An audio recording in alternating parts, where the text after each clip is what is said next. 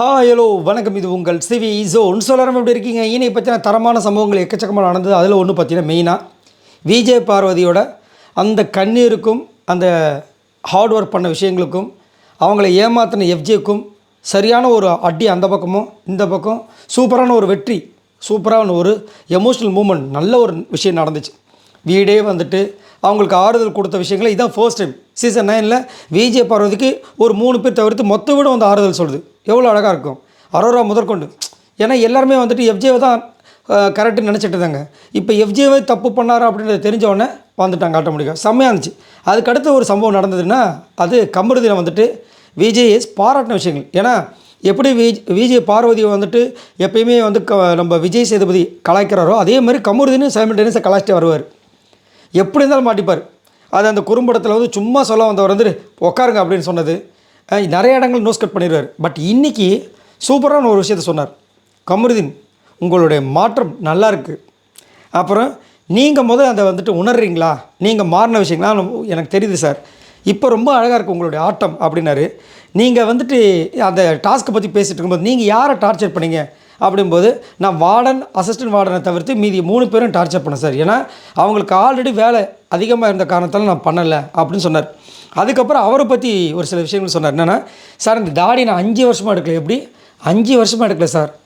Big pass சொன்னார். அது மட்டும் இல்லாமல் எஃப்ஜேவும் ஒரு விஷயம் சொன்னார். நீ தாடி எடுத்துட்டேன்னா அதை பார்த்து உனக்கு எக்ஸ்ட்ரா வேறு ஏதாவது சான்சஸ் வர்றதுக்கு வாய்ப்புகள் இருக்குது அப்புறமா சொன்ன காரணத்தில் நான் எடுத்துட்டேன் சார். இது எடுத்ததுக்கப்புறம் 3 கிலோ கம்மியாக நம்பர் நான் உணர்றேன் சார்ன்ற மாதிரிலாம் சொன்னார்.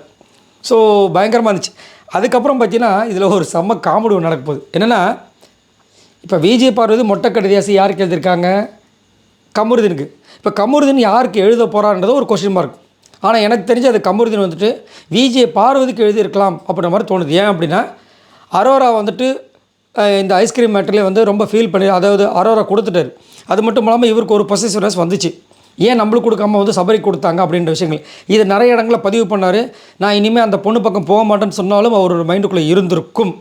ஸோ அதனால் மேபி அவர் வந்துட்டு கமருதீனுக்கும், அரோரா வந்து கண்டிப்பாக கமருதீன் வந்து விஜய் பார்வதிக்கும், அரோராவும் விஜய் பார்வதிக்கு தான் எழுதியிருப்பாங்களோ நம்ம இருக்குது. அது நாளைக்கு ரிவீல் பண்ணுவாங்க. அதை நம்ம ஈஸியாக கண்டுபிடிச்சலாம் யார் யார் எழுதுனாங்கன்ற விஷயங்கள். சரிங்களா? இப்போ என்ன காமெடினா, ஆல்ரெடி வந்துட்டு விஜய் பார்வதிக்கிட்ட போனால் நான் நாமினேஷனில் வரேன்ற மாதிரியும், அவர் அரோரா கிட்ட இருந்தால் நான் நாமினேஷன்லேயே வரமாட்டேன்ற மாதிரியும் ஒரு விஷயத்தை வந்து நம்பிட்டுருக்காப்புல. சரிங்களா? இப்போ இந்த ஒரு விஷயத்தை வந்துட்டு இங்கே விஜய் சேதுபதி சொல்லிட்டார், உங்களுடைய மாற்றம் நல்லா இருக்குன்னு.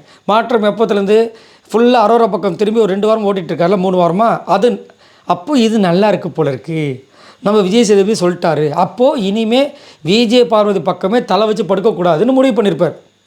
இப்போ நம்ம என்ன சொல்கிறோன்னா, இது நல்லது, தயவு செஞ்சு அவங்க பக்கம் இல்லை, அவங்க பக்கம் எட்டி கூட பார்த்துறா, நீங்கள் அப்படியே போயிடுங்கன்றது நான் சொல்கிறேன். ஏன்னா இவர் எட்டி பார்த்தா தான் அவங்களும் வந்து இவர் பக்கத்தில் வருவாங்க. அப்புறம் ஆட்டோமேட்டிக்காக வந்து நெகட்டிவ் விஷயங்கள்லாம் வர ஆரம்பிச்சிடும். ஸோ இப்போ வந்துட்டு உங்களுக்கு செட் ஆகிடுச்சா? கமருதீனோட விஷயங்களுக்கு வந்துட்டு விஜய் சேதுபதி வந்துட்டு அப்ளாஸ் பண்ண ஆரம்பிச்சிட்டாரா? அப்போ உங்களுக்கு அரோரா கூட இருக்கிறது நல்லா இருக்குல்ல, அப்படியே போயிடுங்கன்றான். எப்பயுமே தயவு செஞ்சு எக்காரணத்தை கொண்டு இந்த பக்கம் வந்துடாதீங்க. வராதனால உங்களுக்கும் மன உளைச்சல், விஜய் பார்வதிக்கும் மன உளைச்சல். இப்போ பாருங்கள், நீங்கள் வந்துட்டு நேற்று ஐஸ்கிரீம் கொடுக்கல, அவங்கள வந்து அவ்வளோ கேவலமாக வந்து நிறைய இடங்களில் பேசுனீங்க. ஆனால் நம்ம பார்த்துட்டே இருக்கோம், விஜய் பார்வதி கமருதீனை பற்றி கேவலமாக எங்கேயுமே சொல்ல. அவன் வந்துட்டு ஏதோ அறியாமல் பண்ணிகிட்ருக்கான். நம்ம விட்டு பிடிப்போம், உண்மையான அன்பு வந்துட்டு விட்டு கொடுக்குறது தானே, விட்டு பிடிக்கிறது தானே, இப்படி தான் சொல்லுவாங்க. ஆனால் அவர் வந்து நிறைய இடங்களில் வந்துட்டு அவளால் என் க்ரோத்து போச்சு, அரோரா தான் என் க்ரோத்துக்கு காரணம், ஒட்டோட்டோட்டோட்டோட்டோ. இப்போ என்னென்னா, நான் சொன்னேன்ல அரோரா தான் என் க்ரோத்துக்கு காரணம். பார்த்தீங்களா? விஜய் சேதுபதியே வந்துட்டு சொல்லிட்டார், இனி நான் அரோரா விட்டு எங்கேயும் போக மாட்டேன்ற மாதிரி இருக்க போகிறார். இது ஒரு பக்கம். இப்போ இதனால் என்ன ஆகுனா, விஜய் பார்வதிக்கு ஒரு பெரிய மன உளைச்சல் ஏற்படும். ஆனால் நான் என்ன சொல்கிறேன்னா, அதை நீங்கள் கண்டுக்காமல் தயவு செஞ்சு இந்த பிக் பாஸ் ஷோக்கு எதுக்கு நீங்கள் வந்தீங்களோ அதை மைண்டில் வச்சு, நீங்கள் இப்போ 2 வாரத்துக்கு முன்னாடியில் எப்படி பண்ணுங்க, நேற்று போன வாரம்லாம் அப்படி பண்ணுங்கள், அவர் கண்டுக்காமல் அதை பண்ணுங்கள். உங்களுக்கு இது சும்மா அதுதான் பெருசு. அதை நீங்கள் வெற்றி பெற்றுட்டிங்கன்னா இவர் ஒரு பக்கம் வருவார் கண்டிப்பாக. ஆனால் பெரிய மக்கள் ஃபேன்ஸ் கிடச்சிட்டாங்க வச்சுக்கோங்களேன், லைஃப்பில் அதுக்கப்புறம் நிறைய விஷயங்கள் இருக்குது. காசு இருக்குது, பணம் இருக்குது, புகழ் இருக்குது, அடுத்து நடிக்க வாய்ப்பு எக்கச்சக்கமாக இருக்குது. ஸோ இதெல்லாம் அவங்க பண்ணால் நல்லாயிருக்கும். பட் எது எப்படியோ கமருதீனுக்கு வந்துட்டு இன்றைக்கி விஜய் சேதுபதி பாராட்டின விஷயங்கள் எனக்கு ரொம்ப பிடிச்சிருந்தது. இப்போவாவது கமருதீனை பாராட்டினீங்களா அப்படின்னு. ஆனால் கமருதீன் அரோரா கிட்ட பேசிவிட்டு விஜய் பார்வதியை கலாய்க்கிற விஷயங்கள் எனக்கு சுத்தமாக பிடிக்கல. விஜய் பார்வதி ஒன்று சொன்னாங்க இவர்கிட்ட, நான் பேசுகிறது என்னோட இருக்கட்டும், அவள் பேசுகிறது அவளோட இருக்கட்டும், அங்கே இருக்கிறது இங்கேயும் இங்கே இருக்கிறது அங்கேயும் சொல்லாதுன்னு சொன்னாங்களா இல்லையா?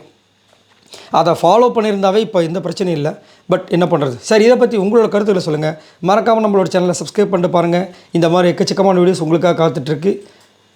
மறக்காமல் கமெண்ட்ஸ் பண்ணுங்கள். பாய் நண்பர்களே.